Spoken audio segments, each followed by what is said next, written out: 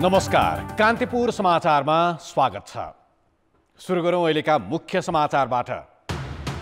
नेकपा दाहाल खेमाको आम हडतालले सवारी साधन, बजार र शिक्षण संस्था सञ्चालनमा अवरोध, ठाउँ ठाउँमा झडप, आगजनी र तोडफोड। दाहाल र नेपालले कम्युनिस्टकै बदनाम गरेको प्रधानमन्त्री ओलीको आरोप, बन्दको विरोधमा ओली पक्षीय युवाको मार्च पास।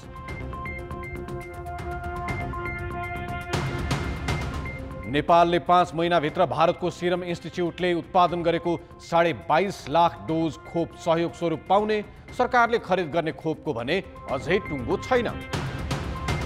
नेपालमा खपत हुने बिजुलीको आधा हिस्सा भारतबाट आयात, बुढी गण्डकी र पश्चिम सेती जस्ता ठूला जलविद्युत आयोजना निर्माणको भने टुङ्गै छैन।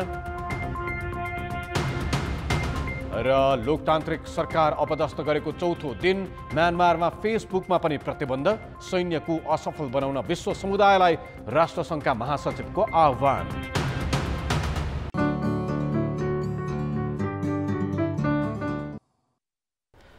प्रतिनिधि सभा विघटन विरुद्ध आन्दोलनरत नेकपाको दाहाल समूहले आह्वान गरेको आम हडतालका कारण आज देशका सबैजसो सहरको जनजीवन प्रभावित भयो। संवैधानिक निकायमा गरिएको नियुक्तिको विरोधमा दाहाल नेपाल समूहले आम हडताल गरेको हो। हडताल सफल पार्न पार्टीका नेता तथा कार्यकर्ता सहरका चोकमा खटिएका थिए, जसका कारण सार्वजनिक यातायात खासै चलेनन्।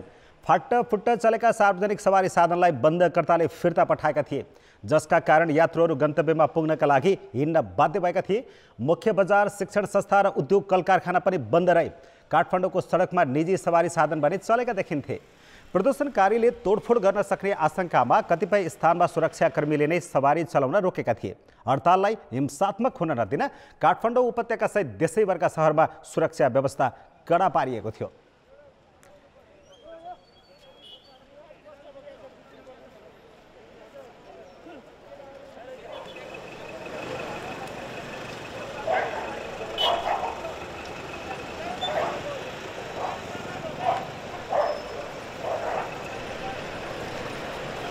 यस्तै नेकपाको नेकपा दाहाल समूहले गरेको बन्दको प्रभाव काठमाडौँ उपत्यका बाहिर पनि पर्यो। बन्द गराउन हिँडेका प्रदर्शनकारी र प्रहरीबीच जनकपुरमा झडप हुँदा 2 जना पूर्व मन्त्री सहित 14 जना घाइते भएका छन्। पूर्व मन्त्री द्वय रामचन्द्र झाको टाउको फुटेको छ भने मातृका यादवको खुट्टामा चोट लागेको छ। झडपका क्रममा शहीदनगर नगरपालिकाका प्रमुख उदय बरबरिया र प्रहरी जवान लालबाबु राई समेत घाइते भएका छन्। घाइतेहरूमध्ये पूर्व मन्त्री झा र यादव सहित 4 जनालाई उपचारका लागि काठमाडौँ ल्याइएको छ। उता विराटनगरमा तोडफोडमा संलग्न 7 जनालाई प्रहरीले पक्राउ गरेको छ। विराटनगरमा 3 वटा गाडीमा तोडफोड भएको प्रहरीले जनाएको छ। बन्दमा पसल खोलेको भन्दै दाहाल नेपाल समूहका कार्यकर्ताले विराटनगरमै 2 वटा चिया पसलमा तोडफोड गरेका छन्। तोडफोडका क्रममा समोसा पकाउन तयारी अवस्थामा राखिएको कराई घोप्टिँदा तातो तेलको छिटाले होटल सञ्चालिका बसन्ती सहनी र उनकी छोरी बबिता घाइते भएका छन्। अर्को चिया पसलका सोकेसका सिसा फुटाइएको छ भने खानेकुरा समेत बन्दकर्ताले फालिदिएका छन्। यता बन्दकर्ताले चितवनमा 4 वटा ट्रकमा तोडफोड गरेका छन्। पोखरा, धनगढी लगायत केही स्थानमा बन्दको विरोधमा पनि प्रदर्शन भएका छन्।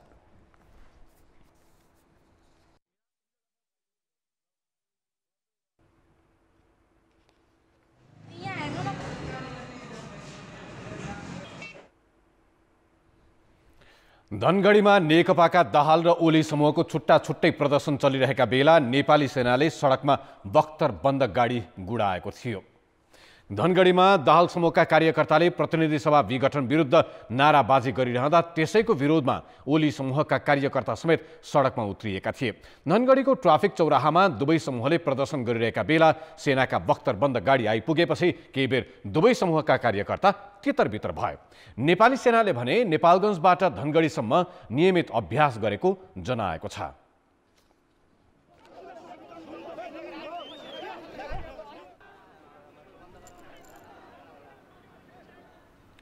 नेपालमा बन्द र हडतालको राजनीति केही वर्ष यता बन्द जस्तै थियो। कतिपय राजनीतिक दलले आह्वान गरेका बन्दमा कार्यकर्ता नै उपस्थित हुन छोडिसकेका थिए। नेकपाको दाहाल समूहले सरकारसँगको असन्तुष्टिमा आज एकाएक बन्दको सहारा लियो। त्यसले कसलाई के कति लाभानी हुन्छ भविष्यमा देखिएला, तर दैनिक मजदुरी गर्नेदेखि पेसा व्यवसाय गर्नेहरू भने प्रभावित भएका छन्। काठमाडौँवासीको दैनिकी पनि बिहिबार लगभग ठप्प जस्तै भयो। संवैधानिक निकायमा गरिएको नियुक्तिप्रति असन्तुष्टि स्वरूप नेकपाको दाहाल समूहले आम हडताल आह्वान गर्दा त्यसको असर सडकदेखि बजारसम्म परेको हो। निजी सवारी साधन चले पनि सार्वजनिक सवारी साधन चल्न सकेनन्, जसका कारण निजी साधन नहुने यात्रु जरुरी काम पर्दा कष्टै सहेर भए पनि हिँडेरै गन्तव्य पुग्नु पर्यो। भारी बोकेर गुजारा चलाउनेले मुख्य बजार बन्द भएका कारण कामै पाएनन्। महामारीपछि बल्ल तल्ल खुलेका विद्यालयहरू पनि एकाएक बन्द भए। विभिन्न तहका विद्यार्थीले परीक्षा केन्द्रमा पुग्न निकै सकस झेल्नु पर्यो। हडताल सफल पार्न अध्यक्ष पुष्पकमल दाहाल आफै सडकमा ओर्लिएका थिए, तर अरूलाई गाडी चलाउन र बजार खोल्न नदिने पार्टी अध्यक्ष पुष्पकमल दाहाल भने ल्यान्ड क्रुइजर चढेर सडकमा निस्किए। उनी ललितपुर पुलचोकमा अरू नेताहरू कार्यकर्तासँगै नाराबाजीमा सहभागी भए। मुर्दाबाद मुर्दाबाद प्रतिगमन मुर्दाबाद मुर्दाबाद मुर्दाबाद एमसीसी चाहिदैन एमसीसी चाहिदैन आजको आवाज सफल भयो। हडतालका दौरान निकै अप्रिय घटना नहोस् भन्नका लागि ललितपुरको सडकमा झण्डै 2000 सुरक्षाकर्मी तैनात गरिएका थिए। सडकमा आएका नेताको सुरक्षा तथा हडतालमा सहभागीबाट हुन सक्ने तोडफोडलाई मध्यनजर गरी प्रमुख जिल्ला अधिकारी सहित सबै सुरक्षा निकाय कमान्ड सेन्टर नै स्थापना गरेर बसेका थिए। आम मान्छेको लागि वास्तवमा यो गृह प्रशासनबाट गृह मन्त्रालयबाट जुन खालको सूचना जारी गरेको छ स्वतन्त्र रूपमा आवेदन गर्न सकिन्छ। भरपर्दो सुरक्षा व्यवस्था चाहिँ राज्यले मिलाउँछ भनेको छ। त्यस ढङ्गले प्रत्येक जिल्लामा त्यो ढङ्गको हुनुपर्छ। हाम्रो जिल्लामा हामीले त्यो ढङ्गले व्यवस्थापन गरेका छौँ र निर्भीक रूपमा चाहिँ हिँड्न सक्ने खालको वातावरण छ। त्यो भरपर्दो शान्ति सुरक्षाको व्यवस्था मिलाएको छ, प्रशासनले मिलाउँछ। त्यस कारणले स्वाभाविकमा जुन खालको त्रास हुन्थ्यो त्यो खालको त्रासमा चाहिँ हिँड्नुपर्ने स्थिति छैन भनेर चाहिँ आम जनतालाई भन्न चाहन्छु। ललितपुरमा आश्वस्त भएर आफ्ना गतिविधि गर्न पाइन्छ। दाहाल समूहकै अर्का अध्यक्ष माधव नेपाल काठमाडौँको नाराबाजीमा सहभागी हुन कार्यकर्ताको स्कुटर चढेर पुगे। प्रदर्शनकारी अराजक रूपमा प्रस्तुत भएकाले तोडफोड र आगजनीका घटना पनि भए। गङ्गबुमा एउटा ट्याक्सीमा आगजनी गरिएको छ भने विभिन्न स्थानमा 3वटा बस र अन्य केही सवारी साधनमा तोडफोड भएको छ। प्रहरीले प्रदर्शनमा सहभागी 80 भन्दा बढीलाई नियन्त्रणमा लिएको थियो। प्रधानमन्त्री ओली पक्षको शुक्रबारको आमसभाको तयारी र दाहाल समूहको बन्दका कारण सुरक्षा व्यवस्था थप चुनौतीपूर्ण बन्यो। यो आम हडतालको कार्यक्रम आमसभाका कार्यक्रमहरूमा जहिले पनि के भइरहेछ देखिन्छ भने विगतको अनुभव घुसपैठ भएको अवस्था छ। त्यसको कारणले गर्दा चाहिँ त्यो कन्फ्रन्टेसनको अवस्था हुनसक्छ। त्यो भएर म आयोजक र अन्य उसमा जुलुसमा सहभागी हुने के अरे पक्ष विपक्ष सबैलाई के आग्रह गर्न चाहन्छु भने त्यस्ता व्यक्तिहरू पहिचान भएको अवस्थामा चाहिँ हामीलाई जानकारी गर्यो भने हामीले त्यो कुनै समस्या नआउने हिसाबले हामीले समयमा नियन्त्रण लिन सक्छौँ र त्यस्तो घटना गर्नबाट हामी रोक लगाउन सक्छौँ।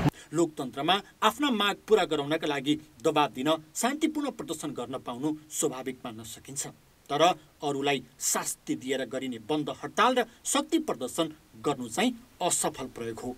यस्ता कार्यक्रमले जनताको मन जित्दैन भन्ने पुराना दल र नेताहरूले नै किन नबुझेको होला। कान्तिपुर समाचारका लागि क्यामेरामा मुरारी घिमिरे र सञ्जय लुइटेलका साथमा रमेश धमला, काठमाडौँ। प्रधानमन्त्री तथा नेकपाका अध्यक्ष केपी शर्मा ओलीले दाहाल नेपालका कार्यकर्ता सिद्धिएकाले उनीहरू आफै सडकमा उत्रिएको भन्दै कटाक्ष गरेका छन्। आफू निकट अखिल नेपाल किसान महासङ्घको राष्ट्रिय भेलालाई आज प्रज्ञा प्रतिष्ठानमा सम्बोधन गर्दै ओलीले नेकपाको दाहाल नेपाल खेमाले गरेको आम हडताललाई जनतालाई दुःख दिने खेलको संज्ञा दिए। कार्यकर्ता सिद्धिएर पुष्पकमल दाहाल र माधव नेपाल आफै मोटरमा सयर गरेर सडकमा उत्रिएको आरोप लगाए। जनतालाई अलिअलि दुःख त दिनुभयो उहाँहरूले, कहीँ तरकारी फ्याँक्दिनु भयो, गरिबको तरकारी फ्याँकेर महान आन्दोलन उहाँहरूले सफल पार्दै हुनुहुन्छ। बाटाका छेउमा ल्याएर तरकारी कति दुःख कष्ट गरेर फलाएको तरकारी बाटाका छेउमा ल्याएर बेचिराखेको तरकारी एउटी बुढी आमाले डोकामा बोकेर ल्याएको टमाटर सडकभरि फ्याँकेर क्रान्तिकारिता देखाउनु भयो प्रचण्डले, माधव नेपालले। अरूका गाडी जलाउनु भयो, आफू गाडीमा सयर भएर चाहिँ तमासा हेर्दै जनताले कति दुःख पाएका छन् भनेर गाडी चढेर तमासा हेर्दै हिँड्ने। अर्को गाडी चढ्न अलिक भएन, आफैले बन्द गरे गाडी नै त नचढ्नु, अलिक ठुलो भयो गाडी भन्ने कुरा, अलिक बाइकसम्म मात्र हुन्छ भनेर बाइक लिएर अर्को बाइक लिएर हिँड्दै जनताले कति दुःख पाए भनेर रमिता हेर्दै हिँड्नुभयो। अर्को कार्यकर्ता सिद्धिएछन्, कार्यकर्ता यता छन्, कहाँबाट होस् त उता। कार्यकर्ता सिद्धिएछन् आफै, हामी यहाँ छौँ भन्ने एउटा टाँसो, अनि गाडी रोका भनेर को उभिया छ भनेर यसो हेर्दाखेरि त प्रचण्ड उभिराख्या। उभिएको कहाँ, फेरि कस्तो ठाउँमा, 7 जो बाटो। आन्दोलनको नाममा दाहाल र नेपाल समूहले कम्युनिस्ट आचरणलाई बदनाम गरेको तथा प्रशासन र कर्मचारीलाई धम्क्याएको भन्दै ओलीले कानुनी राजको पालना गर्न चेतावनी समेत दिए। हप्की दप्की गर्नुहुन्छ प्रमुख जिल्ला अधिकारी, एसपी, डिएसपी, इन्सपेक्टर, कोही बाटा भेटायो भने हप्की दप्की गर्नुहुन्छ, सिडिओलाई हप्की दप्की गर्नुहुन्छ। कानुनको पालना गर्नुहोस्, हप्की दप्की गर्ने होइन, पालना गर्न सिक्नुहोस् कानुनको। लोकतन्त्रमा लोकतन्त्र भनेको कानुनको राज हो, बलमिच्याइको राज होइन। प्रचण्डलाई म सम्झाउन चाहन्छु, ती दिन गए जति बेला तपाईँ संविधान मान्दिनँ, कानुन मान्दिनँ भनेर उपद्रवमा जाएर हिँड्नुभएको थियो, त्यो जमाना गयो। उनले काठमाडौँमा भोलि हुने सभामा सहभागी हुन नेता कार्यकर्तालाई निर्देशन पनि दिए।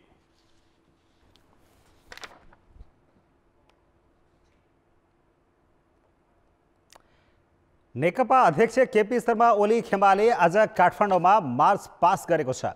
भोलि काठमाडौँमा शक्ति प्रदर्शनको घोषणा गरेको ओली समूहले आज प्रदर्शनी मार्ग हुँदै पुतली सडक क्षेत्रमा मार्च पास सहित कोण सभा गरेको हो। नेकपा दाहाल खेमाले आम हडताल गरेका दिन मार्च पासमा उत्रिएका ओली समूहका कार्यकर्ताले नेपाल बन्द होइन, नेपाल बन्दै छ जस्ता नारा लगाएका थिए। कोण सभामा उपप्रधानमन्त्री तथा नेकपा सचिवालय सदस्य ईश्वर पोखरेलले अर्का अध्यक्ष पुष्पकमल दाहाल खेमाले भागबण्डाको राजनीति गरेको आरोप लगाए।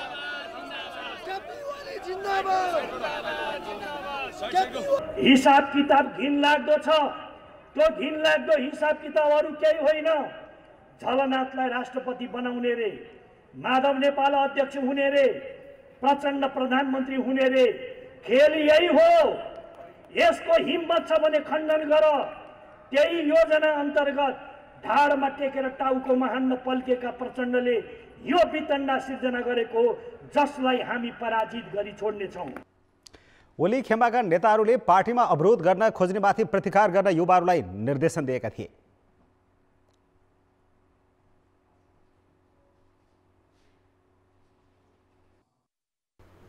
ब्रेकपछि स्वागत छ। 11वटा संवैधानिक निकायमा 32 जना पदाधिकारीले संसदीय सुनवाई बिनै नियुक्ति पाएको भोलिपल्ट नेकपाको दाहाल खेमाले आम हडताल नै गर्यो। तर नेपाली कांग्रेस, जनता समाजवादी लगायतका विपक्षी दलहरूले भने रहस्यमय मौनता साधेका छन्। विवादित संवैधानिक नियुक्ति, शपथ र पदभारमा आश्चर्यजनक मौनता प्रमुख प्रतिपक्षी नेपाली कांग्रेसले देखायो। प्रवक्ता विश्वप्रकाश शर्माले निजी तवरमा ट्विटर मार्फत असहमति त जनाए, तर पार्टीले आधिकारिक रूपमा अहिलेसम्म मुख खोलेको छैन। काम चलाउ हैसियतको सरकारको स्वार्थमा असंवैधानिक नियुक्ति भएको भन्दै नेकपाकै एउटा खेमा सडक तताइरहँदा कांग्रेस नेतृत्व किन चुपचाप छ त? होइन, मौन भन्नै मिल्दैन।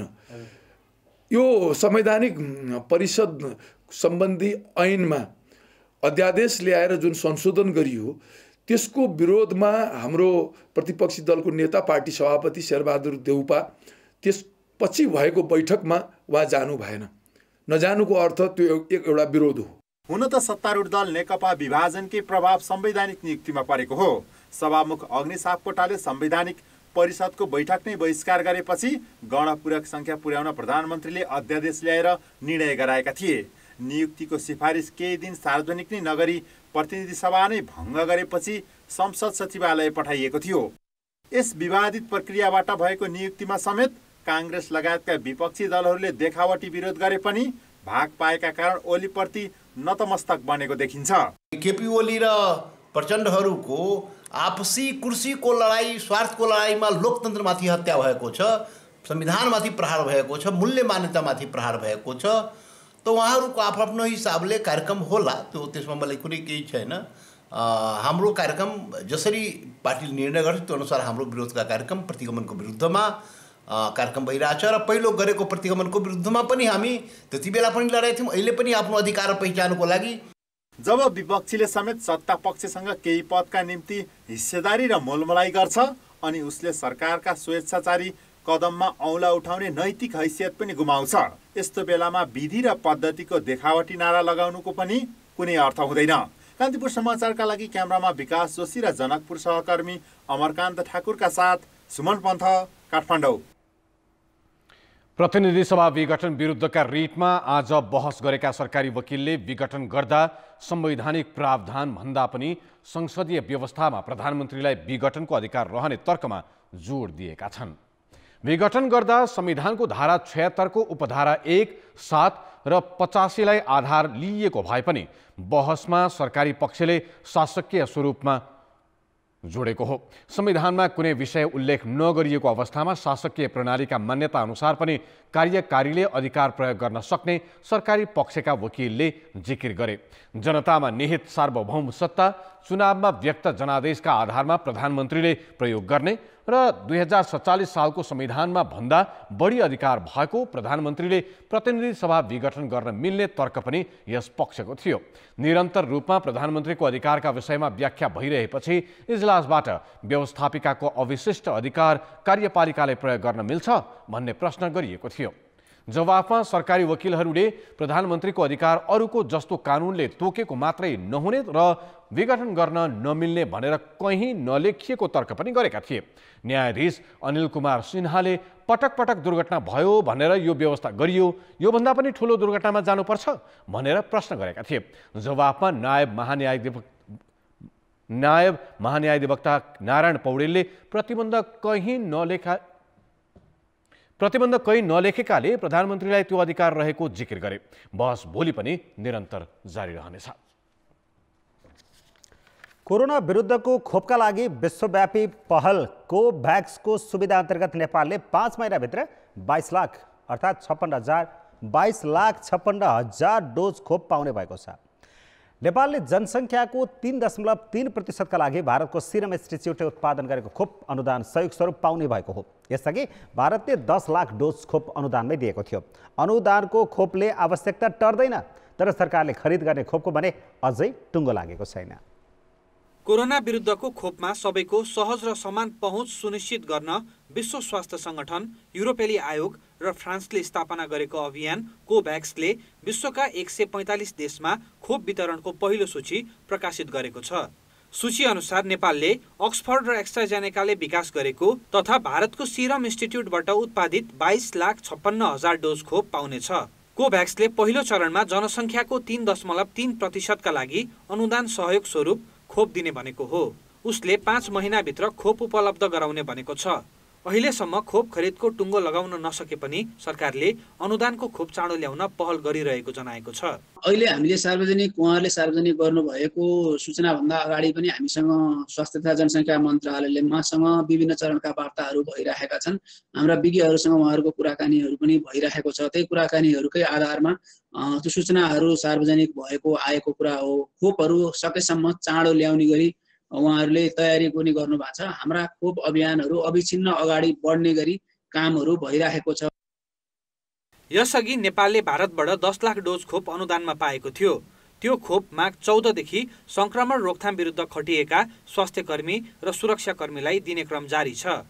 बिहिबारसम्म 1,58,487 जनालाई लगाइएको छ। चीनले अनुदान स्वरूप 3 लाख डोज खोप उपलब्ध गराउने भनेको छ, तर नेपालले त्यो खोपलाई प्रयोगको अनुमति दिइसकेको छैन। 2 करोड 10 लाख जनालाई खोप लगाउने योजना भए पनि खरिद गर्न नसकेकाले पहिलो चरणको खोप अभियान शनिबार टुङ्गिँदैछ। सरकारले खोप किन्ने भन्दा अनुदानकै प्रतीक्षा गरेको देखिन्छ। ठिकै छ, अनुदान गरिब देशमा अनुदान आउँछ हैन, त्यो पनि एउटा बाटो त ठिकै होला। तर मुख्य कुरो के भने किन्नु पनि पर्छ, किनभने अब अनुदानबाट आउने कुरो त कहिले आउला नआउला हैन, त्यो अर्को कुरो हो। कोभ्याक्सले नेपालमा 20% जनसङ्ख्याका लागि पुग्ने खोप दिने भने पनि बाँकी 16.7% का लागि कहिले दिन्छ यकिन छैन। कान्तिपुर समाचारका लागि कृपाल गौतम, काठमाडौँ। सरकारले जनगणनामा 47,000 जनालाई रोजगारी दिने भएको छ। केन्द्रीय तथ्याङ्क विभागले सर्वेक्षक र गणकका रूपमा युवाहरूलाई रोजगारी दिने भएको हो। यो रोजगारी भने अल्पकालीन हो। हरेक 10 वर्षमा हुने राष्ट्रिय जनगणनामा यसअघि सरकारी कर्मचारी र विद्यालयका शिक्षा खटाउने गरिएको थियो। यसपालि बेरोजगार युवालाई परिचालन गरिँदैछ। त्यसका लागि केन्द्रीय तथ्याङ्क विभागले दरखास्त मागिसकेको छ। विभागले जनगणनामा 39,000 गणक र 8,000 सर्वेक्षक गरी 47,000 बेरोजगार युवालाई रोजगारी दिन लागेको हो। गणकका लागि 12 कक्षा र सुपरिवेक्षकका लागि स्नातक तह उत्तीर्ण हुनुपर्नेछ। योग्यता पुगेका युवाले अनलाइन मार्फत चैत 11 सम्म आवेदन बुझाउनु पर्नेछ। गणकले 1 महिना र सर्वेक्षकले 2 महिना काम पाउनेछन्। कोरोना महामारीले बेरोजगारी बढेकाले जनगणनामा यसपालि शिक्षक कर्मचारीको साटो बेरोजगार युवा खटाउन लागि हो। यसबाहेक सरकारी कर्मचारी परिचालन गर्ने विभागको तयारी छ। काजमा आएर पनि काम गर्न चाहने जनशक्तिलाई हामीले पूर्ण रूपमा बन्द गरेका त छैनौँ, तर अन्य निकायहरूमा काम गरिराखेका साथीहरू काजमा आएर यदि जनगणनाका काममा पनि छोटो अवधिको लागि संलग्न हुन चाहनुहुन्छ भने उहाँहरूलाई पनि हामी लिँदैछौँ। केही मूलत प्रशासनिक कर्मचारीहरू त त्यसै गरी लिने हो, तर गणक र सुपरिवेक्षकमा चाहिँ हाम्रो प्राथमिकता अहिलेसम्म पनि बेरोजगार युवा युवती, कलेज पढिराखेका विद्यार्थीहरू, परीक्षा पनि डिस्टर्ब नहोस्, उहाँहरूले पढिराखेकै ठाउँमा काम गर्नुहोस् अथवा आफू बसेकै स्थानमा मिलेसम्म हामीले उहाँहरूको थाई ठेगाना भएकै अथवा हाल बसोबास गरेको ठेगाना जहाँ छ त्यही क्षेत्रमा उहाँहरूलाई खटाउने भनेर प्रस्ताव गरेका छौँ। नपुगेको अवस्थामा चाहिँ फेरि अन्य निकायमा कार्यरत जनशक्तिहरूलाई पनि हामीले ल्याउने, तर सेवा सुविधा चाहिँ आधा मात्रै पाउनुहुन्छ। जेठ 25 देखि असार 8 गतेसम्म हुने 12औं राष्ट्रिय जनगणनाका लागि विभाग अहिले तयारीमा व्यस्त छ। उसले प्रश्नावली र गणना निर्देशिका बनाएर सामग्री व्यवस्थापन पनि गरिसकेको छ। फागुनदेखि जिल्ला जनगणना अधिकृत र सहायक जिल्ला जनगणना अधिकृत नियुक्त गरी तालिम दिइँदैछ भने चैतमा सबै प्रदेशमा जनगणना कार्यालय स्थापना गरिँदैछ। यसपालिको जनगणना विगतको भन्दा केही फरक हुनेछ। जन्म, मृत्यु, बसाइसराइका साथै घरको विस्तृत विवरण, घरको प्रयोजन, प्राविधिक शिक्षा लिएका जनशक्ति, परिवारको बैंक खाता, बैंकबाट ऋण लिए नलिएका जस्ता विवरण पनि समेटिनेछन्। मौलिक हकहरूको अनुगमन गर्नको निमित्त, आवधिक योजनाहरूको अनुगमन र मूल्याङ्कन गर्नको निमित्त, अन्तर्राष्ट्रिय रूपमा तुलना गर्नको निमित्त, दिगो विकासका लक्ष्यहरूसँग तुलना गर्नको निमित्त आवश्यक पर्ने धेरैवटा सूचकहरू, सबै होइन धेरैवटा सूचकहरू जनगणनाबाट प्राप्त हुँदैछन्। यो जनगणनालाई हामीले सफलतापूर्वक सम्पन्न गर्न सक्यौँ भनेदेखि ती विश्वसनीय विवरणहरू हामीलाई उपलब्ध हुन्छन्। जनगणनामा 4 अर्ब रुपैयाँ खर्च हुने आकलन छ। हरेक 10 वर्षमा हुने जनगणना यसपालि महामारीका कारण प्रभावित हुन्छ कि भन्ने आशंका थियो, तर तथ्याङ्क विभागले महामारी वा निर्वाचन भए पनि जनगणना नरोकिने स्पष्ट पारेको छ। कान्तिपुर समाचारका लागि क्यामेरामा विनोद कोजु र हरिशरण तिमल सिन्हाका साथ अञ्जना लामिछाने, काठमाडौँ।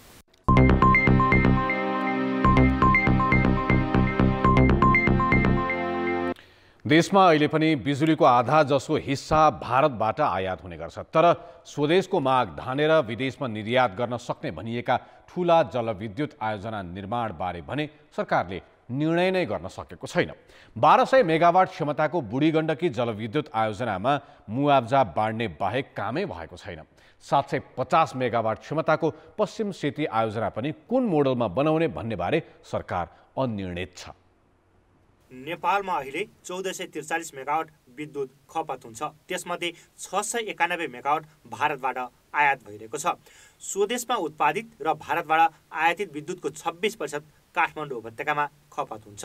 उपत्यकाको माग धान्न तथा वीरगञ्ज र विराटनगरका उद्योगका लागि भन्दै 37 वर्ष अघि नै बुढीगण्डकी जलविद्युत आयोजनाको पूर्व सम्भाव्यता अध्ययन गरिएको थियो। गोर्खा र धादिङमा पर्ने 1200 मेगावाट क्षमताको यो आयोजनालाई राष्ट्रिय गौरवको आयोजनामा समेत राखिएको छ, तर आयोजना अन्तर्गत मुआब्जा वितरण बाहेक केही काम भएको छैन।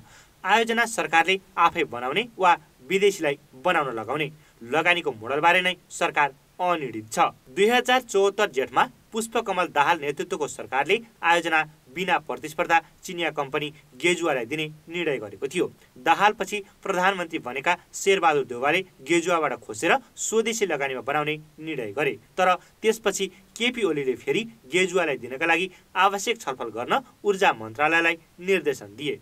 2.5 वर्षदेखि न गेजुवा सरकारको सम्पर्कमा छ, न त सरकारले आयोजना अघि बढाउने बारे कुनै निर्णय गरेको छ। यसले आयोजना निर्माणमा राजनैतिक नेतृत्वको चासो नै नरहेको त होइन भन्ने प्रश्न उठेको छ। सरकारको प्राथमिकतामा चाहिँ परेको छैन र कस्तो लाग्छ भने त्यो क्षेत्रको राजनीतिमा जति प्रभाव केही वर्ष पहिले थियो हैन, स्वयं प्रधानमन्त्रीजी पनि त्यहीबाट आउनुभएको थियो, त्यसपछि उप प्रधानमन्त्री हुनुहुन्थ्यो, अर्थमन्त्री पनि त्यो क्षेत्रबाट हुनुभयो। त्यो बेलामा त्यो योजनाहरूले अलिकति चाहिँ गति लिएको थियो। अब अहिले चाहिँ त्यो सँगसँगै त्यसको चाहिँ पावर सेन्टर अन्त सारेको सँगसँगै यसको पनि कार्यान्वयनमा ढिलाइ हुँदै गएको छ। अझ पश्चिम सेती जलविद्युत आयोजनामा त केही काम भएको नै छैन। कर्णाली र सुदूरपश्चिम क्षेत्रका लागि लक्षित गरेर बनाउने भनेको 750 मेगावाटको यो आयोजनाको लाइसेन्स पालैपालो विदेशी कम्पनीलाई दिने काम मात्र भएको छ। 25 वर्ष अघि जिम्मा पाएको अस्ट्रेलियाको स्मेक कम्पनीले हात झिकेपछि सरकारले 2068 मा चिनिया कम्पनी 3 गर्जरलाई लाइसेन्स दियो। यो कम्पनीले पनि केही काम नगरी 7 वर्ष गुजार्यो। 2 वर्ष अघिको लगानी सम्मेलनपछि लगानी बोर्डले मेट्रिक्स इन्टरप्राइजेस सहित 5 कम्पनीलाई आयोजना बनाउन दिने निर्णय गर्यो।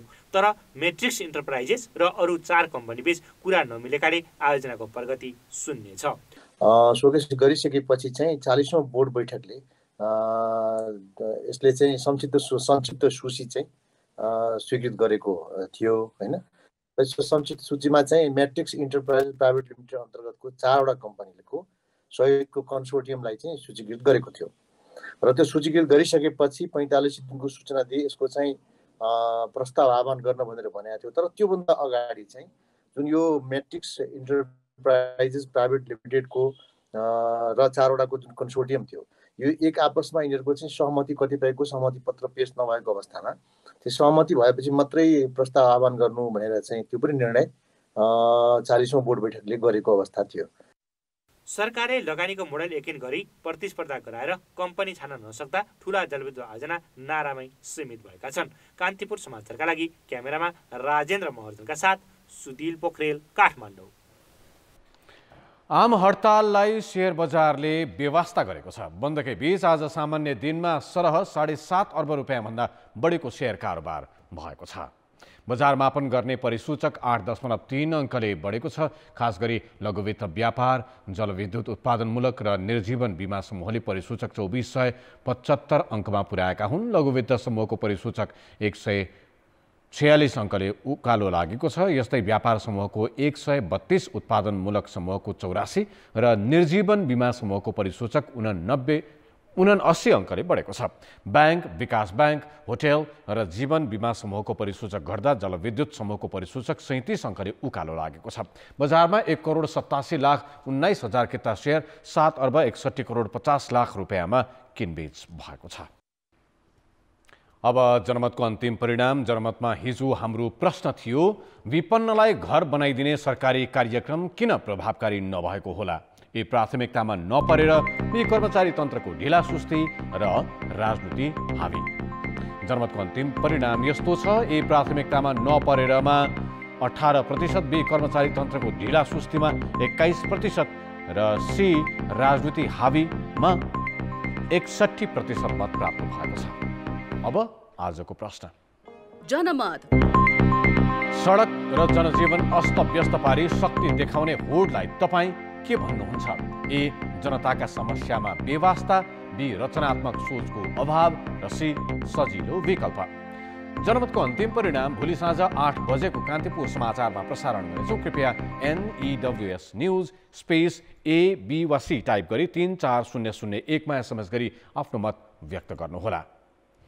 अब जनताको आवाज। हामीले जनकपुर, विराटनगर, धनगढी र पोखरामा सोधेका छौँ, राजनीतिक दलहरूले आफ्नो शक्ति प्रदर्शन गर्न जनजीवन अस्तव्यस्त पार्ने गरी बन्द र हडतालमा किन उत्रिएका होलान्?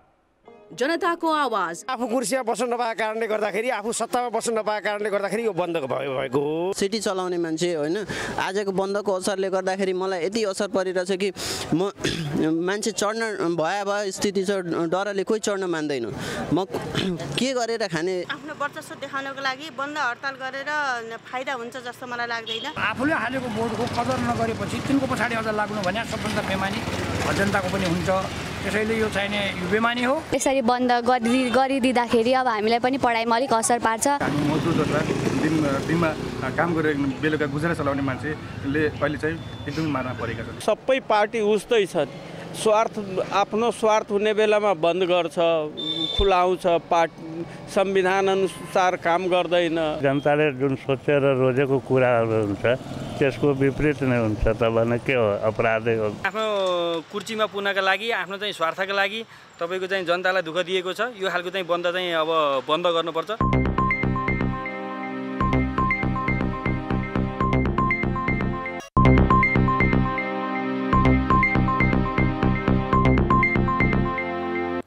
नमस्कार, कान्तिपुर खेलकुद समाचारमा स्वागत छ।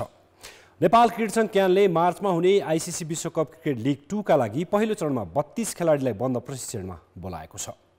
नयाँ प्रशिक्षक डेभ वाटमर र खेलाडी छनौट समितिको समन्वयमा क्यानले पहिलो चरणमा 32 खेलाडीलाई बन्द प्रशिक्षणमा बोलाएको। क्याम्पमा विवेक यादव, अनुज चनारा, खड्कबहादुर बोहरा, अर्जुन कुमाल पहिलो पटक परेका हुन्। यस्तै रामनरेश गिरी, पृथु बास्कोटा, कृष्ण कार्की, सौरभ खनाल लामो समयपछि क्याम्पमा स्थान बनाएका छन्। पीएम कपमा उत्कृष्ट प्रदर्शन गरेका पृथु करिब 3 वर्षपछि राष्ट्रिय टिमको क्याम्पमा परेका हुन्। क्यानले पहिलो चरणमा क्याम्पमा बोलाएका खेलाडीहरूमा पृथु बास्कोटा, सौरभ खनाल, विक्रम सोब, राजेश पुलामी, रोहित पौडेल, सुशान्त भारी, साहब आलम, सन्दीप जोरा, कमल सिंह ऐरी, आसिफ शेख, सुनिल धमाला, कुशल भुर्तेल, ललित राजवंशी, हरिशंकर शाह, विवेक यादव, राम नरेश गिरी, अर्जुन कुमाल, कृष्ण कार्की, खड्गबहादुर बोहरा, अनुज चुनारा, पवन सराफ, शरद भेसवाकर, अविनाश बोहरा, आरिफ शेख, दिपेन्द्र सिंह ऐरी, सोमपाल कामी, कुशल मल्ल, करण केसी, सन्दीप लामिछाने, विनोद भण्डारी, पारस खड्का र ज्ञानेन्द्र मल्ल छन्। खेलाडीको बन्द प्रशिक्षण माघको 24 अर्थात् शनिबारबाट सुरु हुनेछ, जसमा पहिलो चरणमा 21 खेलाडी मात्र प्रशिक्षणमा सहभागी हुनेछन्। कुशल, सोमपाल, करण, पारस अहिले टी10 लिगका लागि आबुधाबीमा रहेका छन्। नेपाल, अमेरिका र ओमान सम्मिलित त्रिकोणात्मक सिरिज मार्चमा ओमानमा हुँदैछ। प्रधानमन्त्री कप एकदिवसीय क्रिकेट प्रतियोगिताको उपाधि यसपटक पनि विभागीय टोली बाहिर गएन। यसको अर्थ अरू टिमले खराब प्रदर्शन गरे भन्ने होइन। उपाधिबाट वञ्चित भए पनि प्रदेश टिमले स्तरीय खेल प्रदर्शन गरे। अझ गण्डकी प्रदेशको खेलले दर्शकको मन जित्यो। युवा खेलाडीले बलियो चुनौती पेश गरे।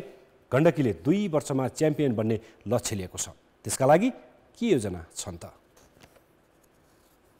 यसअघिका संस्करणमा जस्तै प्रधानमन्त्री कपको 4थो संस्करणमा पनि प्रदेश टिमबाट प्रतिस्पर्धात्मक खेलको अपेक्षा कमैले गरेका थिए, किनभने राष्ट्रिय टिममा रहेका र पूर्व राष्ट्रिय खेलाडी मध्ये अधिकांश विभागीय टिममै थिए।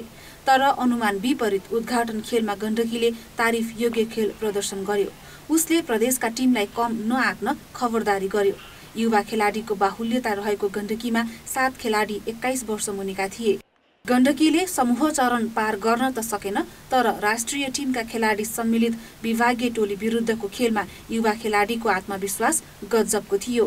15 वर्षीय अर्जुन कुमाल प्रतियोगिताभर आकर्षणको केन्द्र बने। उनले आर्मी विरुद्ध 36 रन प्रहार गरे। 16 वर्षीय समीर कँडेलले अर्धशतकीय पारी खेले। अर्जुनले प्रहार गरेका शटबाट क्रिकेट प्रेमी निकै लोभिए। नेपाल को रिप्रेजेंट करना है, वो ODI T20 वर्ल्ड कप भी खेलना है नेपाल से, सिनियर ये वो सब। पर्सनल्ली हेर्दाखेरि अलिकति एक्सपिरियन्सको कमी थियो, किनभने हामी सबै यङ छौँ। तर हाम्रो जुन सिनियर दाइहरू हुनुहुन्छ उहाँहरूले आफ्नो एक्सपिरियन्स हामीसँग यति सेयर गर्नुभएको छ कि त्यो कमी चाहिँ पुरा भइसकेको छ। त्यही भएर चाहिँ पर्फर्मेन्समा केही निखार आएको छ हाम्रो। गण्डकीले 2 वर्षमा च्याम्पियन बन्ने लक्ष्य राखेको छ। विशाल पौडेल, दीपक डुम्रे जस्ता उदीयमान खेलाडीको साथ पाएको गण्डकीको लक्ष्य अस्वाभाविक होइन। उसले समूह चरणमा 4 मध्ये 1 खेल जित्यो। 3 खेल हारे पनि उसका खेलाडी तारिफ बटुल्न सफल भए। अब आफ्नै प्रदेशलाई रिप्रेजेन्ट गरेर राम्रो खेलेर अनि टुर्नामेन्टहरूमा राम्रो पर्फर्म गरेर विनर टिम भएर आफ्नो प्रदेशको नाम अझै उच्च गराउनुहुन्छ। त्याले भन्नुभयो कि तिमीसँग छ गराऊ, देखाउने मौका यही हो, त्यही गरेछौँ अनि राम्रो भएछ। एजले चाहिँ कुनै गेमलाई म्याटर गर्दैन हैन। यिनीहरू भोलि भयो भने सिनियर टिममा पनि डिजर्भ गर्छ भने यिनीहरू खेल्न सक्छ हैन। आगामी हामीले अब भनौँ न आगामी हामीले 3-4 वर्षमा हामीले एउटा भनौँ न यो प्राइम मिनिस्टर कप जस्तो नेसनल टुर्नामेन्टमा यो गण्डकी प्रदेशले चाहिँ विभागीय टोलीलाई हराउँछौँ भन्ने एउटा भन्छौँ नि एउटा मेसेज दिन चाहन्छौँ। त्यही हरेक टिमको उपाधि जित्ने लक्ष्य हुन्छ, तर त्यसका लागि ठोस योजना चाहिन्छ। राम्रो प्रदर्शन गर्ने प्रदेशका खेलाडीलाई भित्र्याउन विभागीय टिम बीच होडबाजी नै चल्ने गरेको अवस्थामा 2 वर्षमा उपाधि जित्न गण्डकीसँग त्यस्तो के कार्यक्रम छ त? गेमहरू चाहिँ अब एज लेभल सबै 16-19 देखि लिएर सबै गेमहरू चाहिँ धेरै हुनु पर्यो त्यसपछि मात्रै एउटा बेस बनिसकेपछि मात्र माथि के हुन सक्छ नभए त्यस्तो केही पोसिबल छैन गेम बिना चाहिँ जति पनि प्रदेशबाट राम्रो खेल्ने खेलाडीहरूलाई अहिले विभागीय टिमहरूले लिने र प्रदेशको टिम कमजोर हुँदै गइरहेको अवस्था छ तर अब आउने दिनमा त्यस्तो नहोला सायद बागमती प्रदेशले त्यसको सुरुवात गरेको छ विशेष गरी नेपाल सरकार अन्तर्गत रहेको गण्डकी प्रदेशको सामाजिक विकास मन्त्रालय त्यहाँ रहेको नगरपालिका र स्पोन्सर्सहरूसँग हामीले कुरा गरेर खेलाडीहरूलाई पे गरेर राख्न सक्ने अवस्था आयो भने त्यो नहुन पनि हुनसक्छ त्यसकारण खेलाडीहरू खेलेर बाँच्ने अवस्थाको सिर्जना गर्नको निम्ति गण्डकी प्रदेश तयार छ हामी त्यसमा लाग्नेछौँ टिमलाई बलियो बनाउन खेलाडीको क्षमता तिखार्नुपर्छ त्यसका लागि नियमित प्रशिक्षण र खेलाडीलाई जतिसक्दो धेरै खेल प्रतियोगितामा प्रतिस्पर्धा गर्ने अवसर दिनुपर्छ यसमा प्रदेश क्रिकेट सङ्घ खरो रूपमा उत्रिन्छ उत्रदैन आगामी दिनमा देखिनेछ कान्तिपुर समाचारका लागि क्यामेरामा विकास जोशीका साथ खेलकुद ब्युरोको रिपोर्ट राष्ट्रिय महिला लीग फुटबलको दोस्रो चरणको खेल तालिका सार्वजनिक भएको छ दोस्रो चरणको खेल अन्तर्गत शनिबार त्रिभुवन आर्मी र चौदण्डीगढी नगरपालिका बीच प्रतिस्पर्धा हुनेछ शनिबार 1 र आइतबार 2 खेल राखिएको छ इन्फाले खेलाडीलाई विश्राम दिने गरी खेल तालिका सार्वजनिक गरेको जारी महिला लीगको पहिलो चरण सकिँदा साबिक विजेता एपीएफ अपराजित छ उसले 6 खेलमा 6 जितसहित 18 अङ्क जोडेर शीर्ष स्थानमा छ दोस्रो स्थानको आर्मीले 6 खेलमा 13 अङ्क जोडेको छ यस्तै विराटनगर महानगरपालिका 10 अङ्क जोडेर तेस्रो स्थानमा रहँदा 8 अङ्क जोडेको नेपाल पुलिस क्लब चौथो स्थानमा छ वालिङ नगरपालिका 8 अङ्क जोडेर 5औं 3 अङ्क जोडेको चन्द्रपुर 6औं र अङ्कविहीन चौदण्डीगढी पुछारमा छ